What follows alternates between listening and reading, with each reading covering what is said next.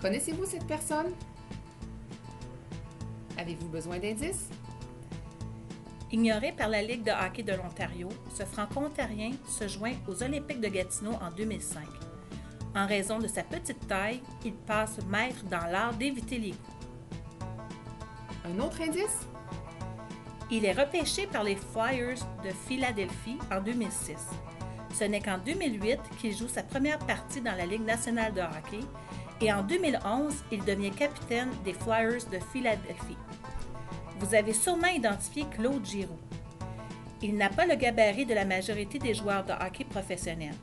Pour compenser, il doit jouer de façon exceptionnelle, ce qui en fait un exemple pour ses coéquipiers. Il a vraiment un état d'esprit de développement. Mais qu'est-ce que c'est?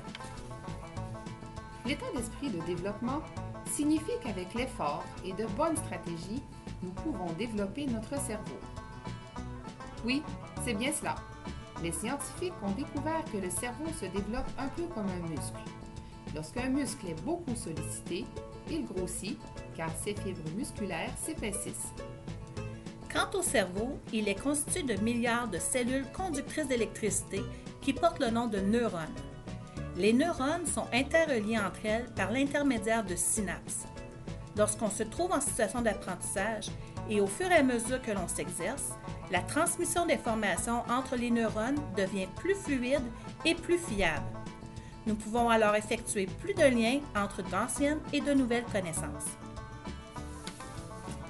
C'est la raison pour laquelle les apprentissages qui ont déjà semblé difficiles sont en réalité devenus plus faciles puisque de nouveaux passages ont été créés. Les gens qui ont un état d'esprit de développement savent qu'en fournissant l'effort, en utilisant de bonnes stratégies et en persévérant, ils peuvent apprendre. Un nouvel apprentissage peut parfois sembler insurmontable. On peut se sentir découragé ou même frustré à l'idée d'affronter un défi. Si on prend une grande respiration, que l'on se fait confiance et que l'on réfléchit à ce que l'on connaît déjà, on s'aperçoit souvent qu'on en connaît plus qu'on pensait et qu'on peut utiliser ces connaissances pour aller plus loin. Faisons un lien vers le sport. Lorsqu'on veut atteindre un objectif de performance sportive, on commence par ce que l'on est capable de faire et on se fixe une série de petits objectifs atteignables qui mènent vers la performance souhaitée. Dans le sport, comme dans l'apprentissage, l'exercice soutenu et une progression du niveau de difficulté mènent vers l'atteinte de son objectif.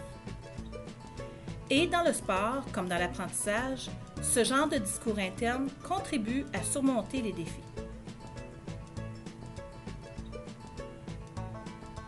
Le plus difficile est de ne pas abandonner. C'est à ce moment qu'il faut redoubler d'efforts, car c'est à ce même moment que le cerveau sollicite de nouvelles synapses. Lorsqu'on persévère, on finit tôt ou tard par vivre des succès. Même tout petit, ce sont ces mêmes succès qui nourrissent notre confiance, notre résilience et notre capacité à persévérer. Comme le dit l'expression, le succès engendre le succès.